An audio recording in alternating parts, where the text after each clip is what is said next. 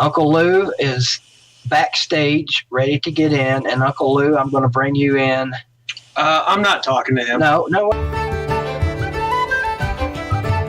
And Uncle Lou, I'm going to bring you in. I'm not talking to him. No, wait a minute. Let me finish. Put your earbud back in, Sean. Put your earbud back in. Come on, Sean. Be the bigger man. I really don't want to talk to him. Come on, Sean. Be the bigger man. I really don't want to talk to him. I was going to say, address the question, not the man.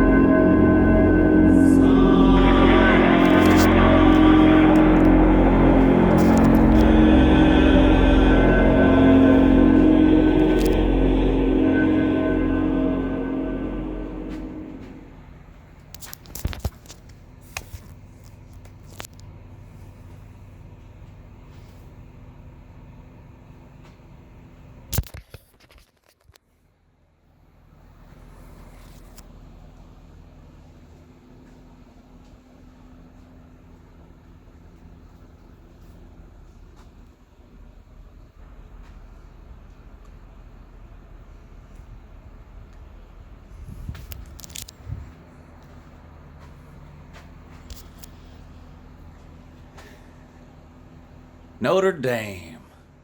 How y'all doing? Good morning. This is Uncle Lou here. But I have a feeling you already knew that, though. Yeah. Big game this week. Notre Dame coming down to Athens to take on an SEC team on the road. A top 10 SEC team.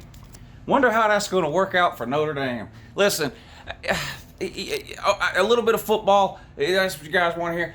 All you need to know, listen, if I told you Georgia is playing a team this weekend and you had no idea who this team was, and I said Georgia's playing a team this weekend, and the team Georgia is playing has the 120th ranked run defense in America, what would you say? You would say, oh, Georgia's going to roll. It wouldn't matter who the team is. That's Notre Dame. And listen, I know Notre Dame has only played the 2 games. I'm not talking total numbers here. These are per game numbers. So yards per game, total defense, Notre Dame, 120th. And honestly, it only gets worse from there. 68 in total defense. 68. Georgia's number 9, just as sort of a comparison there. You're 22 in total offense. Georgia's 7. So Georgia's got a better offense than you, a better defense than you. You can't stop the run, and Georgia's got NFL running backs that they drag out of the bleachers in the fourth quarter to finish off podunk teams like you. And that's honestly what's going to happen this week. I spend all this time complaining about Georgia's passing game, and honestly, it's off to a better start this year than it has been the last few years. Georgia's 35th in passing. That's way better. Last year we were 72nd. So Georgia's just as dominant on the ground as they were last year. They're twice as good at throwing the ball as they were last year. But let's be real, we could beat you in this game the same way we beat you back in 1980 by completing 1 pass. You can't stop the run. You just can't. Now, you say, oh, stats early in the season, throw those out. Notre Dame sandbagging against Louisville and New Mexico. Yeah, okay. Well, let's look. How has Notre Dame fared? The great Notre Dame, right? Tradition does not win games. I get so tired of having to explain that. If tradition won games, wouldn't Harvard be undefeated? Don't they have 27 national titles? Or is it Yale? In either case, neither one of those teams are relevant today. But tradition, woo! Yeah, you can take that tradition at about $3.50, and you can almost buy you a number 1 at Mickey D's. That's about it. Tradition does not win games in 2019. It just doesn't. How's Tennessee doing? They got any tradition? I mean, just open your eyes and get real. But you're playing a top 10 team. Forget about the fact that it's on the road. Hell, when we beat you in 2017, it was basically a road game for you. I think Notre Dame in 2017 was the only team in college football history to play a road game at their own stadium. Georgia had about 70% of the seats in that stadium. Bad news, I have about 95% of the seats in this one. But like I said, it doesn't matter whether this game is on the road or at home. 120th ranked run D against Georgia equals a loss. And then look at how Notre Dame has done recently against top 10 teams. Again, tradition does not win games. What have you done recently? Notre Dame has lost 10 straight games against top 10 teams. 10 straight. We all know their history. 18 of 19 they've lost. 18 of their last 19 games against top 10 teams, they've lost. The last 10 in a row, they've lost. A lot of those losses can't come every time Notre Dame gets propped up at the end of the season and put somewhere where they don't belong. You're 0-8 in major bowl games. 0 for your last 8 in major bowl games going all the way back to 1992. You went through the entire BCS era of college football without winning a single BCS game. That's pitiful. That's pitiful. You made 1 national title game during the BCS era and you got absolutely housed. I mean, you had no business being there. The national championship that year was played in the SEC championship game. Everyone knew that, except for idiot Notre Dame fans. But anyway, I digressed before I regress. What was I talking about? Oh, 0 for 8. Yeah, so your last 8, I mean, you can't win big games, and this is a big game for you because you're looking for respect. Listen. This whole thing about waking up the echoes and all this kind of and play like a champion and, you people are still watching Rudy before every game. No one is caring about that in 2019. Again, you've lost 18 of your last 19 against top 10. You've lost 10 straight against top 10. You're 0 for 8 since the BCS era began. I mean, it's just pitiful at this point. And 0 for 8, and your average margin of loss is like 26 points. So you're not even competing. You're getting put in places where you don't belong. Just like this week, you don't belong in this game. You don't. You're going to get ran out of this building. Georgia will win this game somewhere in the neighborhood of 17 points. I mean, they just will. You know a team knows they have no chance when their fans start showing up with the academic smack talk. You know, calling people from Georgia stupid, or, you know, making fun of Georgia, the University of Georgia's academics, or what. That's when you know reality has really set in for the Domers, when they stoop to that level there. But we can talk about academic. Look, listen, the Notre Dame not in the conference thing. You know, these goons have a million excuses of why that is, you know, and one of their favorite excuses is academics. Oh, Notre Dame has an academic standard and blah, blah, blah. Listen, Uncle Lou. Every single Power 5 conference, except the Big 12, for obvious reasons, every single Power 5 conference except the Big 12 has a school in it that is ranked higher academically than Notre Dame. The SEC's got schools ranked academically higher than Notre Dame.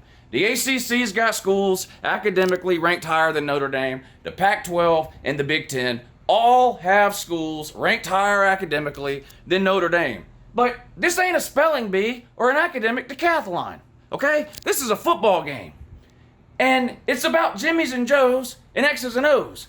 You don't have the Jimmys and Joes to compete with Georgia. You don't. Or any top program. Just look at what you've been doing. I'm not going to go over the numbers again, but I mean, the number of losses you have in big games is just astounding at this point. It's just, I mean, it's bordering, honestly, it borders on insanity for Notre Dame fans to even think they have a chance in big games anymore. You've just proven over and over and over and over and over again that you don't.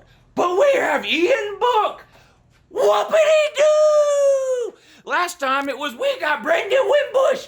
This guy was running for what, 100-something a game, shows up against Georgia. What does he run for? 2 yards? I mean, listen, you don't have we have Ian Book.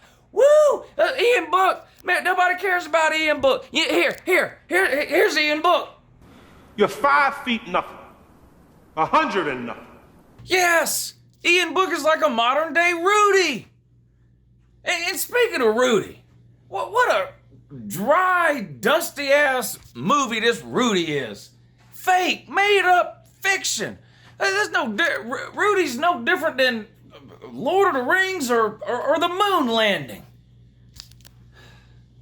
That movie, Rudy, was like a Me Too movement for midgets, wasn't it? Yes, Rudy was a damn midget. How do I know? The guy that played Rudy in the movie was a damn hobbit. Of course he's a midget. Rudy. Oh, dry, dusty-ass movie, man. Conning Hollywood into making a made-up movie about him. But that's what con men do. They con people. This con artist, Rudy Rudiger. Yeah, starts some a fake energy drink company, goes out to Las Vegas, tricks a bunch of stupid, poor, penny stock investor people into dumping their life savings into his energy drink. Giant scam!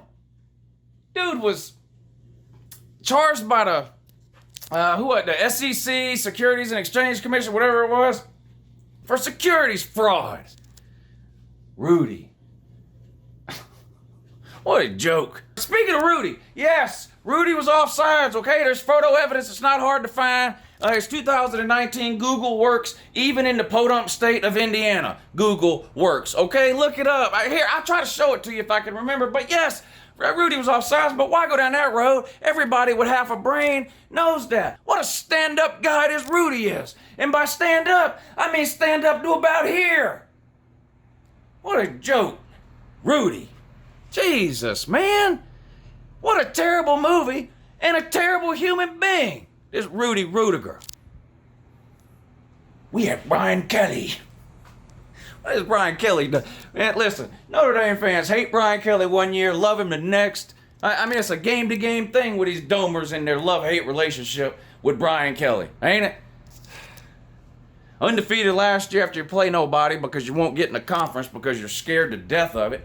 Halfway, 1 foot in the ACC, 1 foot in the Service Academy Conference. Whee! Congratulations on winning a bunch of national titles 50 years ago when you played 9 games a year and half of them were against service academies. Yeah.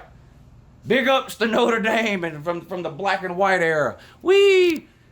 But yeah, back to Brian Kelly. You got this Brian Kelly, y'all love him 1 week, hate him the next. He's undefeated last year. You guys are happy as hell. Brian Kelly's the savior, the new savior. So I better not get started on I don't know, we'll see. Maybe I'll get carried away here in a few minutes and talk about your Catholicism.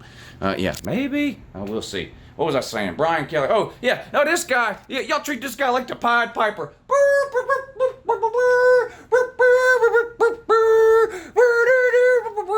He's marching along with his damn horn or whatever it is. You people are following, and you're just like the Pied Piper, a bunch of rats. That's what you are. You better read up on the Pied Piper. You know what ended up happening? All those rats drowned. That's right. They jumped right off the cliff. Followed that dumbass Pied Piper right off the fucking cliffs of Ireland, and that's about what Notre Dame's football team is doing, following that dumbass down to Athens. I got a little carried away there with the language, so it just it is what it is. Okay. Anyway, touchdown Jesus. What? Play like a champion. You slap the damn sign. You call you touchdown Jesus and over stuff. Listen, if Notre Dame gets any worse against quality opponents, I already told you the 0-8 thing. Lost 18 of their last 19 to top 10 team. If Notre Dame gets any worse against quality opponents, touchdown Jesus is liable to convert to Islam. I'm dead serious. He may become a suicide bomber and just disappear that stadium. It's got to be embarrassing for Jesus H. Christ to have to sit over that stadium and watch the embarrassment that is Notre Dame football. It's got to be a damn shame. It's got to be a damn shame. Probably the most embarrassing thing that's happened, except for, what was that guy's name? How's Manti Te'o's dead girlfriend doing? Did they ever cure her leukemia or did she die? I don't know. Notre Dame's football troubles can't be cured. You know, the only difference between Manti Te'o's fake leukemia dead girlfriend and Notre Dame football is that Notre Dame football is still on life support, whereas Manti Te'o's fake dead leukemia girlfriend is 6 feet under. But don't worry, Georgia, the Dr. Kevorkian of Notre Dame football, we're going to pull the plug for you this Saturday night, 8 p.m. Funeral services will be held next Sunday morning right here on YouTube. Don't miss it. You don't want to miss next Sunday's Your Season Is Over video because one of 2 teams is going to be featured. It's either going to be my Georgia Bulldogs or it's going to be the Crying Irish. Chances are it's going to be the Crying Irish. How many of you Notre Dame fans are even Irish anyway? Hell, how many of you are even Catholic? How many of you are Irish Catholic? 2-time losers.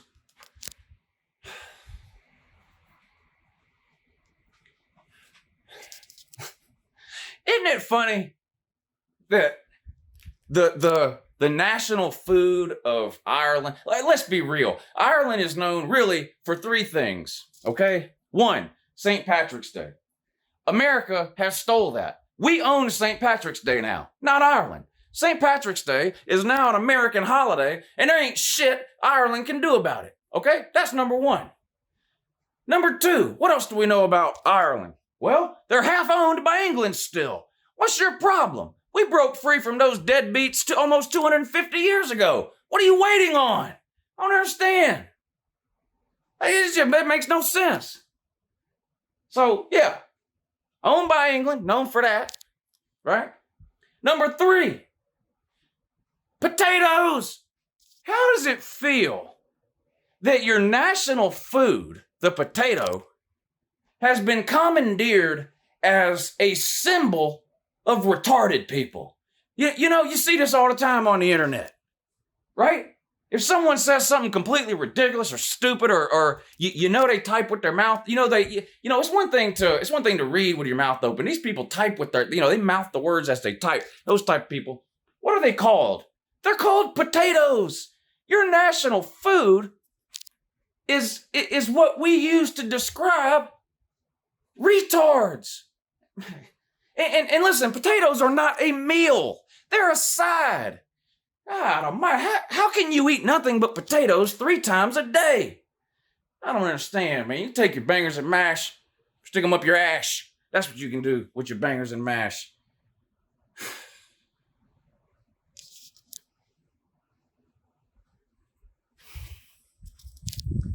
But let's just be honest. Y'all aren't gonna listen. Y'all aren't gonna listen to me.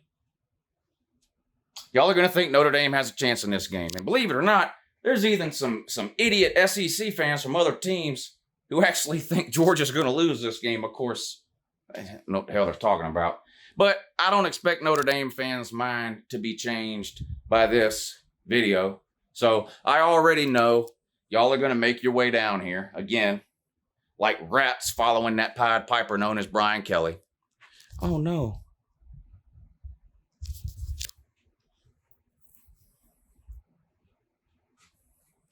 And the team, they're going to come too. So I'm going to make you a deal that I make almost every single team we play. I thought about not doing it for Notre Dame for the same reason I didn't do it against Murray State or Arkansas State, but it's a primetime game, so I'll do it. If this was a noon game, I wouldn't even be doing this video. Let's just be real, but it's a primetime game. I'll make you a deal. Have your football team come down to Athens this Saturday, all right? Then come out, warm up, whatever it is, the little calisthenics, ever what they do. I don't know. Whatever. Georgia will be there. If you decide you want to play a football game, we'll kick it off at about 8 o'clock. Okay? If that's, if you decide that's what you want to do. I'm going to give you a couple of suggestions here.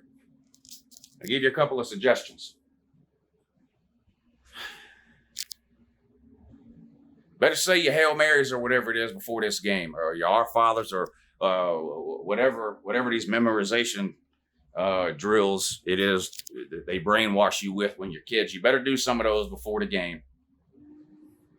And you better bring a priest.